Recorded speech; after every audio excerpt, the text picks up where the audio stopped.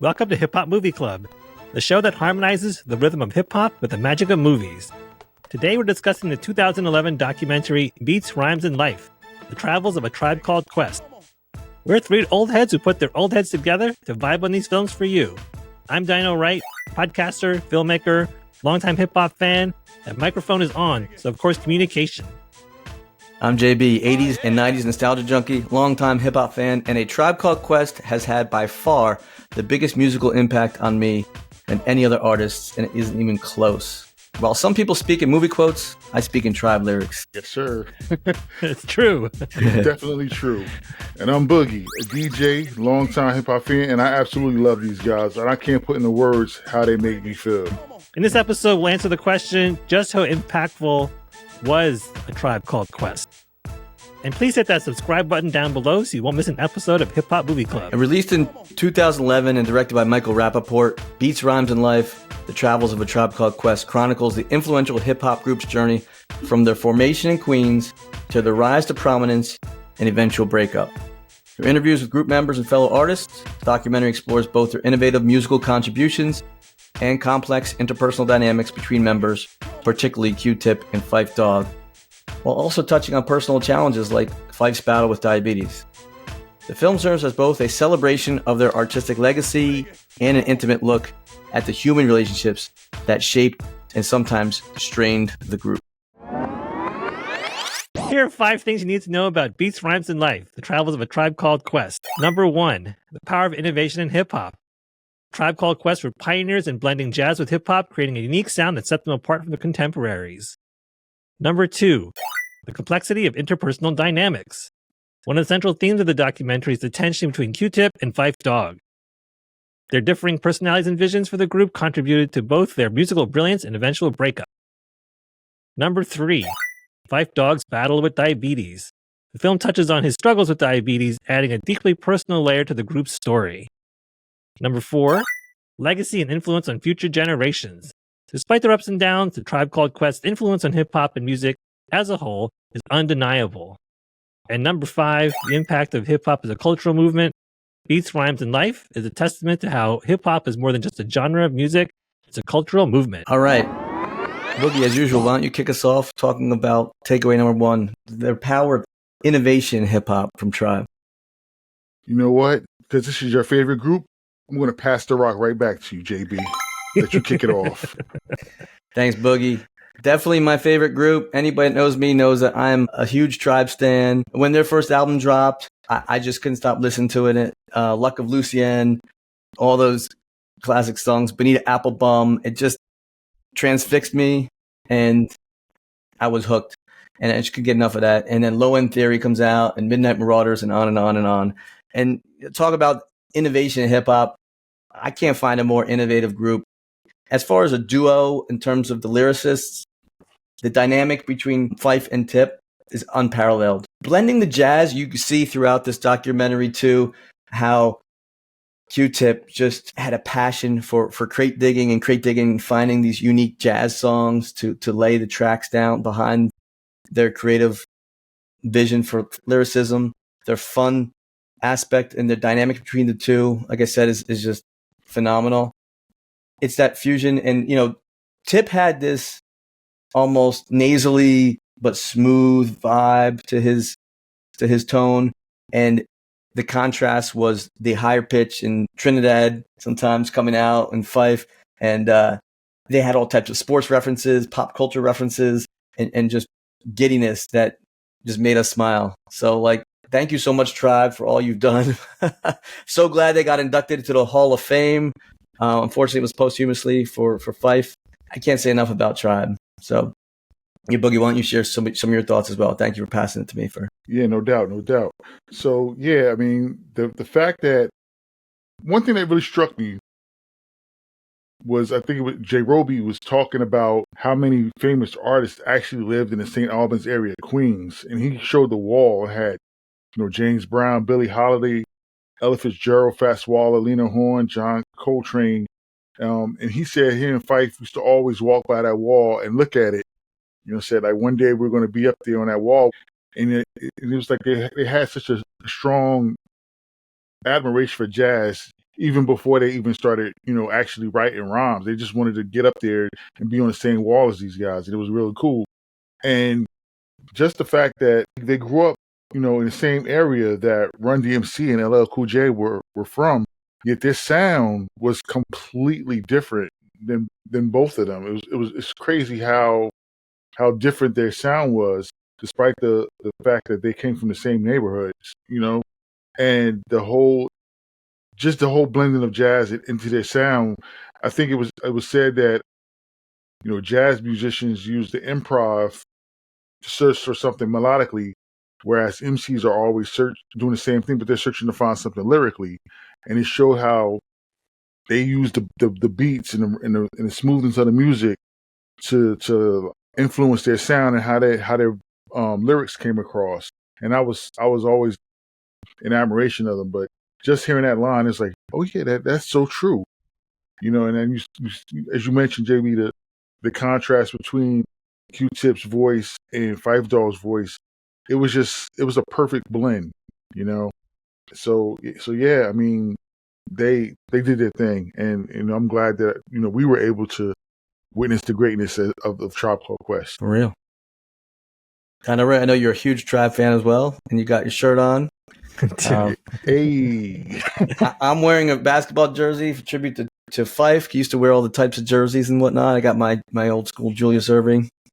He would appreciate your thoughts about Tribe, with the innovation and whatnot. Q-Tip, the whole band, but Q-Tip as a producer, it's just such impeccable taste in music, and he did sample the Bob Jameses and the Kool and the Gangs, but he also dug deeper, past Minnie Riperton, and we'll talk about lyrics to go in a second, but going to like Ronnie Law's records and Grant Green records. Wow, like here's the gold mine. And he took something that was great and added to it and has a separate thing that's great.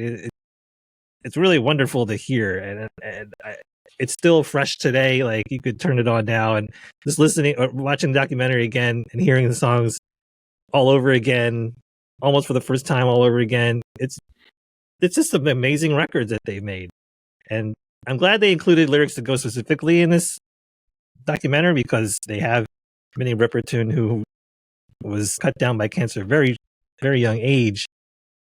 But they took her sustained note from Inside My Love. It lasts for it seems like for hours. And also the electric piano part that goes with it is one of my favorite breakdowns in all of music, period.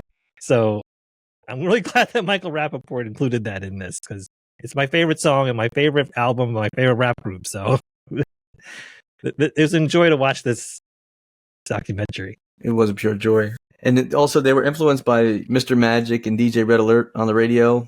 It was, again, fortuitous timing where they were coming up and started, we'll get into their dynamics, but at a young age, pre-teens, they were writing lyrics and stuff. And fun fact is that they were just called Quest at first. And then, they became a Tribe Called Quest, which has a much nicer ring to it. Let's get into the complexity of the interpersonal dynamics as takeaway number 2. So, we see the differing personalities and visions for the group between Q-Tip and Phife Dawg, but let's go back in time as kind of just alluded to. Tip and Phife grew up together. I mean, they went to school together. They were kind of inseparable, and it's funny how the group kind of formed with Jerobi meeting them playing hoops at St. Albans Park. And the Jungle Brothers went to the same high school too. So it was all this, it's almost like the planets aligned and created this amazing collective that would just grow into eventually the native tongues. So I thought that was just fascinating to me. Boogie, what do you have on some of that stuff as well? And then we can get into the more visions they have. Yeah. Now I thought it was really cool that they've known each other so long, and like you said, they grew up together. And I love the story of how Jerobi said that he met by playing on a basketball court, and he said they used to always sit around, in between games.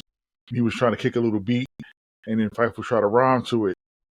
And he said, "Oh, we got something going on right here." And Phife was so cool with Q-Tip that he took Jerobi, and then they met Tip.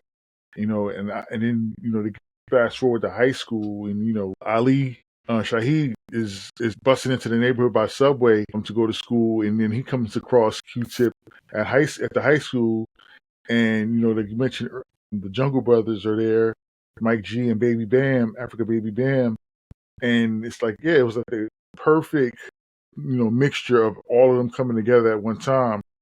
And also another key figure in the formation and getting them on board was DJ Red Alert. Cool DJ Red Alert was Mike G's uncle, and he was already established. He was an established radio DJ, party DJ, club DJ.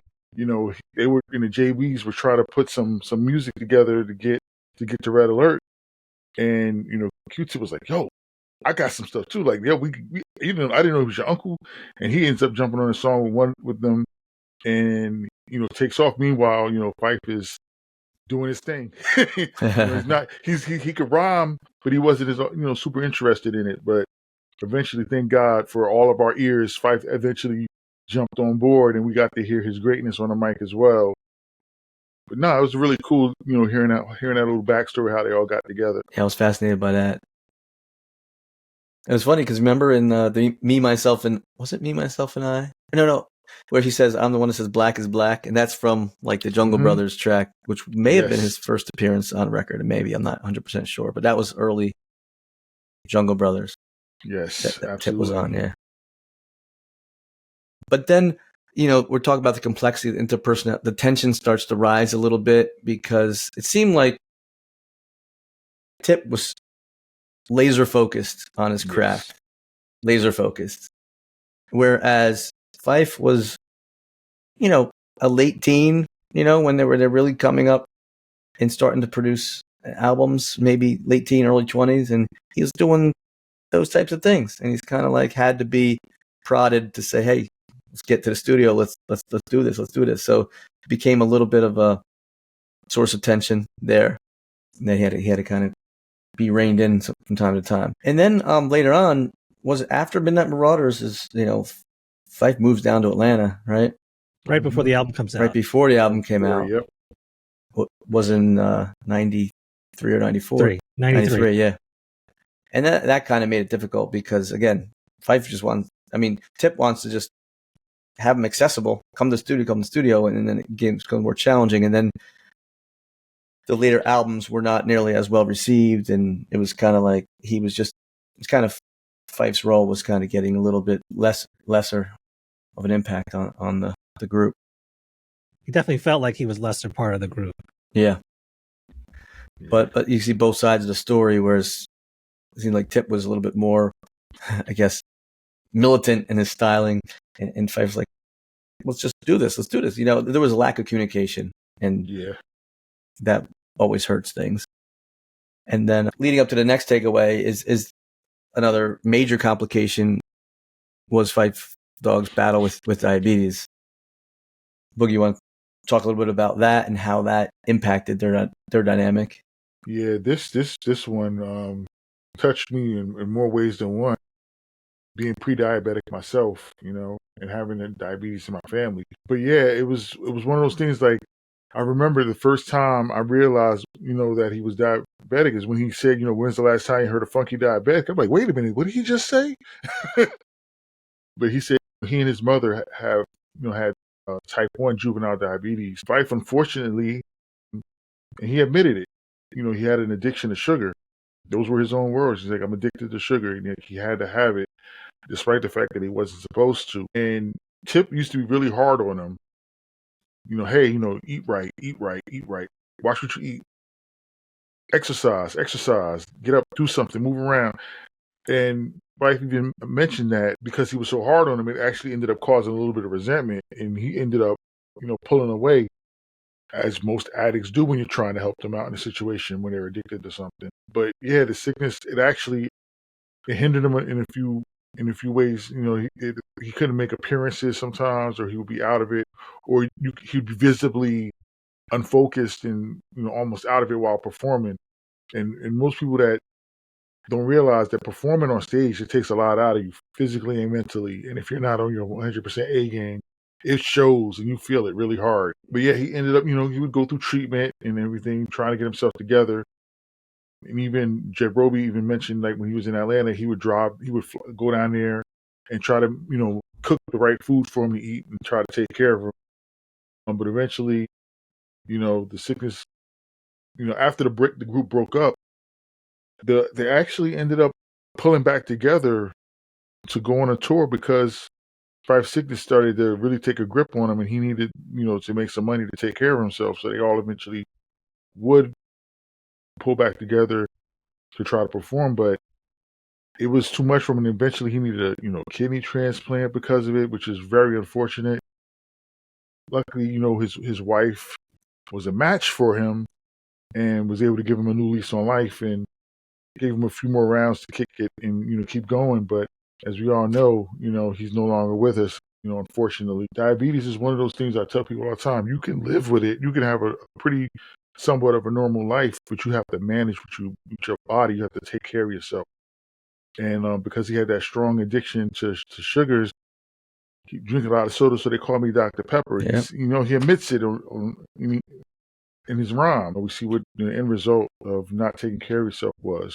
Yeah, I remember that day. It was in March, and I think Wright texted me. It's like, yo, Phife died. I'm like, what? And I think all three of us were like texting, and that was like a really tough day for me.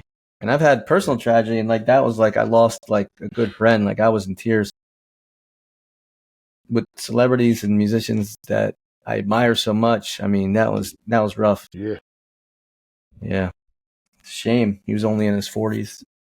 He had so much more that he could have, provided artistically. So yeah, it's a shame. I mean, cautionary tale.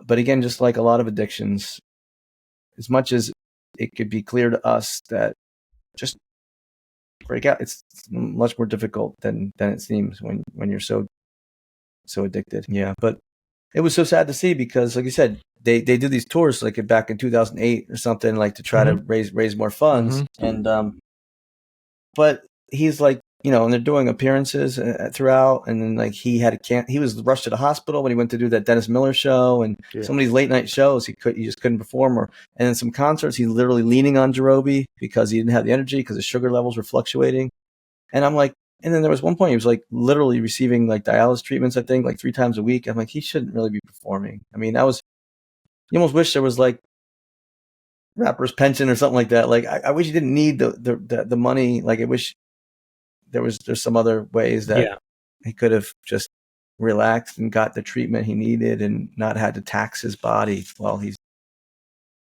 trying to battle this deadly disease. Yeah, he was saying like, he was going through the treatments. I mean, luckily the shows were on the weekends, so he was able to get his treatments during the week. And I'm like, wow. Just running. Yeah. Yeah. But that becomes a major storyline in this documentary and Phife's legacy, fortunately. But speaking of legacy, these guys left a huge legacy and influence on future generations. So despite their ups and downs, like, undeniable how impactful Tribe Called Quest is. And like I said, I'm glad they got their flowers with the Rock and Roll Hall of Fame induction. They elevated the genre to new artistic heights. You can't, like I said, I don't have words to describe like how impactful they are to me. They always lift my spirits. They make me laugh. They make me smile. They make me dance. They increase my creativity whenever I'm feeling down. Like I just listen to them because it's just hard to describe. But like, you can see the people that were in the film, like Pharrell Williams, that we spoke about with Piece by Piece and stuff like that. And in fact, Common said that, I think it was Q-Tip, introduced him to jazz. Like, picture that. Like, Common was introduced to jazz by like the sampling that Tip had used in his music. I mean, that is just crazy. Like, you guys want to talk about some of the other influences that were showcased here? Yeah, let you get some Diana Wright. We heard from Questlove. Yeah. We heard from so many other other artists that were influenced by them. Common, especially, he wasn't invited to be on the Midnight Marauders album cover, and that motivated him to be better. And so it really was inspirational for a lot of people. It elevated people's craft, and it made other people want to get better as well. Yep, he was like, that man, that made me want to step my game up. I was like, okay. And step his game up, he did. He did. Yeah. I love Common's flow. But yeah, I remember Black Thought from the Roots, was saying the Roots got the courage to be a band because of them. That's right. Pharrell, we mentioned, Pharrell said that, Q-Tip picks the best loops, and he referred to him, Jay Dilla, and Kanye as his sons, you know, Yeah. Questlove said, their most important contribution was the canvas that they used. A lot of records in our parents' collection that we didn't even look at. Mm-hmm. I was like, Yeah. yeah, and that's true because Yeah. he didn't use the obvious. Like most people at the time were using like James Brown samples and like heavy bass samples, things like that. Those heavy break beats. But Kip went jazz route, and it just gave him completely different sound. Yeah. And then we More bebop. Yeah. There's a couple of like other, like you can see the Souls of Mischief had a brief appearance in the end of the movie, and you can see a direct parallel between like a Tribe Called Quest and the Roots, a Tribe Called Quest and Common, a Tribe Called Quest and the Souls of Mischief. They all have a similar look and flow about them, and yeah, it was great to see that the other MCs and groups giving them their flowers. That's well deserved. Yeah. Mos Def was there, Yassine Bey, as well. Mm-hmm. Yeah, so the legacy will live on forever, which is incredible. And Tip did end up doing, having a decent solo career. He put out multiple albums, and some of those banger songs like "Vibrant Thing," "Breathe and Stop," Yes, they're just insane. Yeah, he made great records too after Tribe. Yeah, it's a shame the last two Tribe albums, well, Beats, Rhymes, and Life and Love Movement weren't their best work.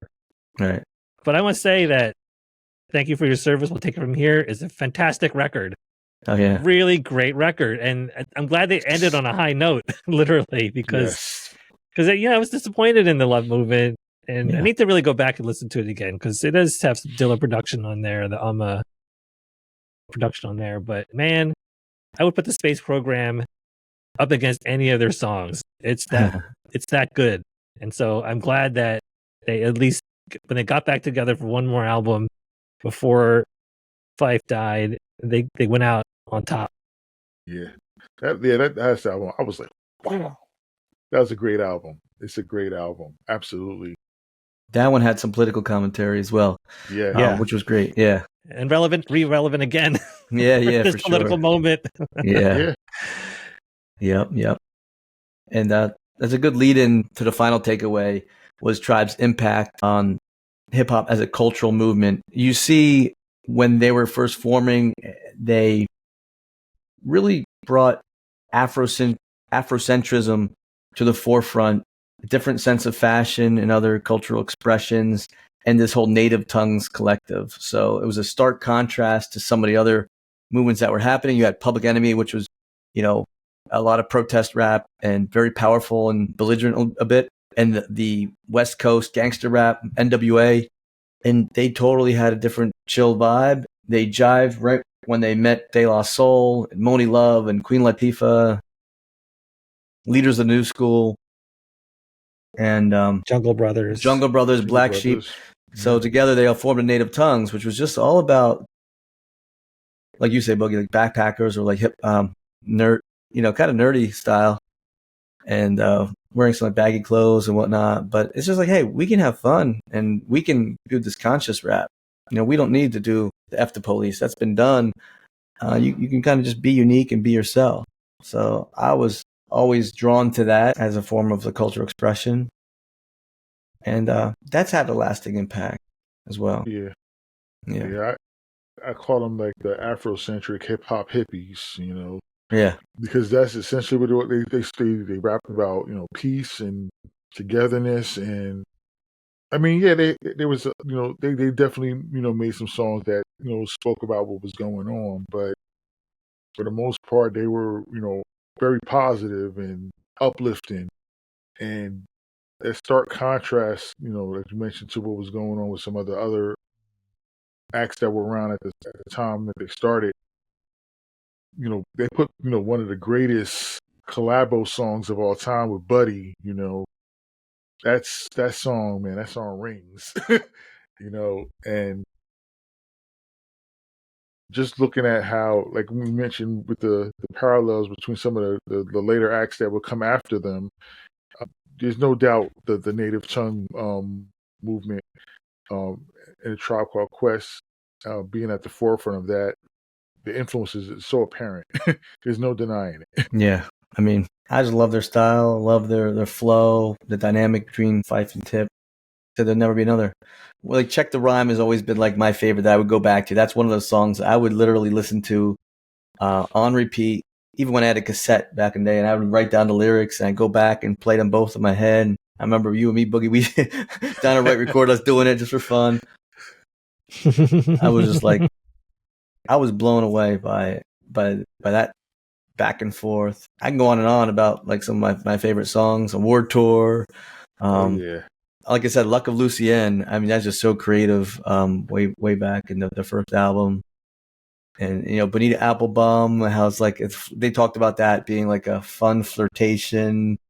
And what's funny, Donna, right? We have to talk about Left My Wallet and El Segundo because that's one that you mentioned like really put a lot of hip hop on the map or tribe for you. And I didn't realize that, and I remembered now that was a reference to Sanford and Son. Yep. Yes. I actually went out to YouTube and I typed in Sanford and Son and El Segundo, and that was Red Fox had a lot of jokes about El Segundo. Mm-hmm. Definitely did. This is like, where are you going, Elsie? I'm going El Segundo. It's just, and that was funny. That Tip literally like chose that town in California to make the whole song about, based on jokes by Fred Sanford. Yeah. His influences are wide. Yeah. But seeing the video for I Left My Wallet in El Segundo really that really turned the page for me as a music fan. Like, oh, here's some hip hop I could really get into. And not that I didn't like the stuff that had come out before then. I did, but this was different. They were rapping on different stuff. They had different flow. The music was different, and it set me on a path. And I haven't looked back since. Yeah, that video was so fun. I love that video. I would just stop and try to memorize it and sing it along. I remember the first time I can't do it now because it's been many years and I forget a lot of stuff. But I remember the first time I was able to rap along with him, I was like, "Yo, I got it! Finally, I got it!" It was so simple and it's so fun. It's like, like he made some whole rap about, we get home and he's like, "Oh shoot, I left my wallet." It's like, oh dag, my wallet I forget. Yeah. Anytime anything's 3 days long, I always think, 3 days coming and 3 more going. Yep. Talk about living life in tribe lyrics. Yeah. That's the one. Like, I'll have the fruit punch. It's just like, what? It's like, it makes sense. Pedro with the sombrero. It's like, funny. Well, in the videos too, like Bugging Out, when they put those white things in their eyes. Oh, and yeah. Freaky. They talked about that in the documentary. And the bass on Bugging Out too, like that's what, like Low End Theory was all about the bass. If you talk, what does Low End Theory mean? A lot of it is about bass. Some of it's cultural, but they're like talking about being on the low end of the totem pole. There's different theories around it, but a lot of it was like about being bass heavy. And even in Midnight Marauders, they talk about the voice that comes on that does the little interludes. It's kind of like, we hope you find this bass heavy. And yeah, I love that. I love hearing that voice. Yeah. Yep. Yeah. And it's funny, the lyrics just crack me up because my Venn diagram is sports, and so they have this reference like, keep the bases loaded like the New York Mets. They would say that in the Sky Pager. Do you know the importance of a Sky Pager? And then, coming with more hits than the Braves and the Yankees and then all that stuff. And I always love when like Beastie Boys do that too. Like got more hits. Like I was Rod Carew or Sada Howard O. I'm like, this is insane. Another one, I'm also a huge Three's Company fan. And that was another time when I was like personally hurt when John Ritter died. I was like, oh my God. I love physical comedy. So like, they also mentioned Jack Tripper in one or two of their songs too. Mm-hmm. Absolutely. So I was like, man, these guys, they have all the right references. The thing with the Siemens furniture that they play, I was like, oh my God. I remember joking about that when we were in college. We were like, oh my God, that is just so funny. You had to be in the Northeast New York tri-state area to really understand that. But oh man, it's really funny. Like I still have a jingle in my head. Absolutely, man. Yeah. Still have the Siemens furniture jingles in my head. See Siemens first. Yeah. Exactly. It is like, yeah. You know what's funny in this documentary? They didn't even really mention Scenario at all. No, The Scenario is maybe it's got to be the most mainstream of songs that are labeled as Tribe Called Quest, even though it has like Busta Rhymes and Charlie Brown from Leaders of New School, but like that wasn't really even mentioned on this whole documentary, and I forgot about that. That's another one of those great hip hop collabos. Yeah. Mm-hmm. Another one of the top ones. Scenario. Yeah. Mm-hmm.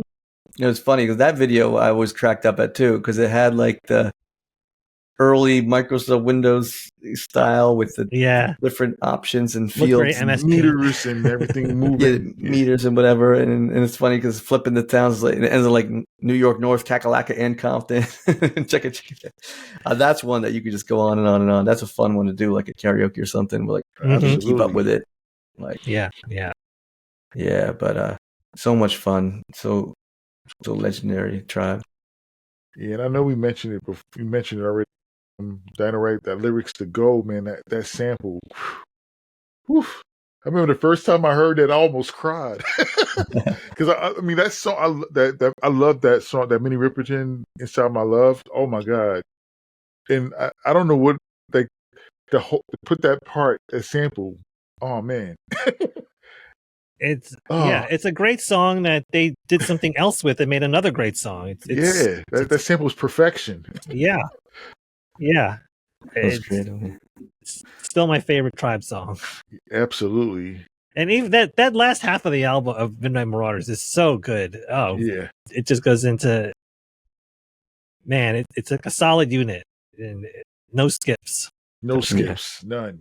It was funny because I got my son Iceberg into Tribe, and he has a couple of them on vinyl. And I was rewatching this the other day, and he's like, "Yo," he was half paying attention. Then he kind of perked up when he started hearing some of the songs. Like, "Oh, this is great. This is great." And it's funny because he loves "Can I Kick It?" because it's very iconic, the sound. And it's funny because when you hear that, the Lou Reed sample, you never know is this "Can I Kick It?" Is it "Take a Walk on the Wild Side"? Even Mark Wahlberg did one using that one where it's like Jenny was a high school cheerleader. So it's funny. that song's been sampled so many times, but I don't think anybody does it as good as Tribe, for sure. No, they're great musicians. And, great musicians make great music. Yeah. Yeah. Exactly. It's funny because, like, hearing Chris Lighty talk a little bit, who was their manager early, and who also went on to become a record mogul himself with Violator Records. But he was talking about how much of a perfectionist Tip was as far as trying to get the production right and making sure that the sound right. Who knows how many countless songs they might have recorded that we never even heard of. I mean, he said they had to go in and actually snatch the Low End Theory from them to get it out because they were like so, and they're trying to perfect it so much. And thinking about how long it took, for them to get that out, if they wouldn't have been such a perfectionist, how much more music we could have got out of them. That's crazy to think about. Because the stuff that they put out was so good that, they probably had a bunch of other stuff that they didn't even put out. Yeah, probably better than a lot of rappers' best stuff. Right. Yeah. And it's funny you mentioned Chris Lighty because all these lyrics are in my head. They live rent-free in my head. And so it's like, what's Chris Lighty if he wasn't such a baby? That's one of the lyrics. And Skef Anselm, he gets props too. You see Skef Anselm. You see Bob Power is the mic on. We always joke about that. Bob Power. Bob Power. Any Bob Power references. Bob Power. Bob Power, are you there? Yeah, Bob Power, are you there? Make my stuff sound clear. All those guys, it's kind of like, oh, wow, that's who they were referring to in some of these lyrics. Because they were like inside jokes back in the day. And I was like, oh, I see how these guys. Even Alicia He Muhammad got me doing calisthenics and all this. I was like, and then I was telling my son, I was like, when he says like award tour with Muhammad, my man, it's like, it's Alicia He Muhammad. I'm sure he's talking about obviously like that. It's funny. So some other references that we see, did you guys see Brother Ernie taking pictures at one point? Ernie Panicoli? I missed that. I forgot to look for it. Yeah, it was kind of quick, maybe in the first 20 minutes or so. Okay. They're out there and I see Brother Ernie like taking some photos. And it was pretty cool. And then Babito was on this one as well too. Oh, yeah, Babito, yep. Yeah.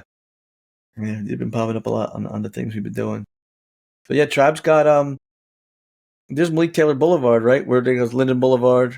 Mm-hmm. Represent, right? They renamed the street after Phife. So that's pretty cool. We got to make a pilgrimage there We do got to one do that, time yeah. and see the murals Yeah. and whatnot. Mm-hmm. Yeah. But when I first saw this shortly after it came out, I wasn't a big fan of it because that fighting and bickering like really hurt a lot. But now I have a better appreciation for it because I got to relive some more of the music, a lot of the bringing their legacy and all that stuff. It did really hurt me though to see them at each other's throats, and especially as Phife was going through his major health battles with diabetes. So that part still, I was like literally in tears. I was like, yeah, this is tough. And I think that didn't Tip have a lot of issues with Michael Rapaport about it? I mean, obviously he had to give him some creative license to do it, but I think they were bickering for quite a while after this. Understood. Yeah, something like that. Yeah. Yeah. I have to look it up. But Yeah, I remember the first time I watched it, I was just like so in awe that I actually kind of glossed over the bickering, and I think watching it again this time, I kind of zeroed in on it, and it was sickening for me to see that the fighting. I was like, oh my God, really? Oh man, really? I mean, it's like family fight. Like if I was sitting here and watched the two of you guys like go at each other's throat, and it's like, man, and I'm like, man, I'd be like crying. I'm like, come on, guys, man, you're my brothers. Like this is how I feel about them. That like the family. It's like, right. Come on, Poor Ali Shaheed in the middle, like, that's right. That's what Fife's wife was saying. I feel bad for Ali because he's stuck in the middle. But you know you don't know who to believe, right? As to who's in the wrong. Like I said, it's communication gap. He won't talk to me. It's almost like childish. Like he won't talk to me. He won't talk to me. He walked right by me. It's like, right? Yeah. Life is short. Literally, life is short, right? I mean, yeah. It's interesting. This is 2011, so they shot this before that, and that many years ago, they show, and Rapaport shows this on purpose, that the conversation that Phife and his wife have about him seeing a therapist, he's not having it. And men in that society at the time weren't all accepting of therapy. And so it'd be interesting. I always thought this documentary comes out in 2011. Their last album comes out in 2006. That 5-year period would have been a great documentary as well. Because you go through all this. This documentary ends with them had not made a record since '98. There's still one record left in their contract, and so it sort of kind of foreshadows something. It'd be really interesting to see like what happens to what did they do to get a record out? How much of the hatchet did they bury? Or did they even get some kind of mediation? I forget like the actual story now. Like how did the last album come about? So it would be really interesting to see. Yeah, because it's tough to watch your heroes fighting each other. Right. It's like Iron Man and Captain America aren't supposed to be fighting each other. They're supposed to be fighting like the Skrulls or something. So right. Direct your energy. You're on the same team, guys. Right. So like the Civil War movie, it's like, Yeah. why are you beating the crap out of each other, man? Stop. Yeah. Always good to see the Tribe. I think it's a solid flick, but Definitely I think we need more Tribe content overall. We just need more Tribe content. I want a Tribe channel. All Tribe, all day, all Tribe, night. all the time. Yeah. All you see is like the Tribe like Donna TV. Wright shirt, the red, green, and black images, and like just make cartoons from these guys and products and whatnot. Yeah. Sure. How do you guys want to go around the room and do our rating here? So Beats, Rhymes, and Lives, The Travels, Tribe Called Quest documentary, Boogie, bring that funky flick back. Or leave it in the vault. Yeah, despite the sadness of watching the two of them, Phife and Tip bickering, I definitely want to bring it back. It's definitely got a lot of relevance, and if you're not a fan, you should watch it. And if you are a fan, by all means, watch it. I mean, if you want to know about them, watch it. Yeah, Dinah Wright, how about yourself? Bring that funky flick back or leave it in the vault? Definitely bring this funky flick back. For people who aren't all that aware of A Tribe Called Quest, it's definitely a good way to get into them and see. Because Tribe Called Quest is your favorite rapper's favorite rappers, right? So go find out what the source is. Yeah.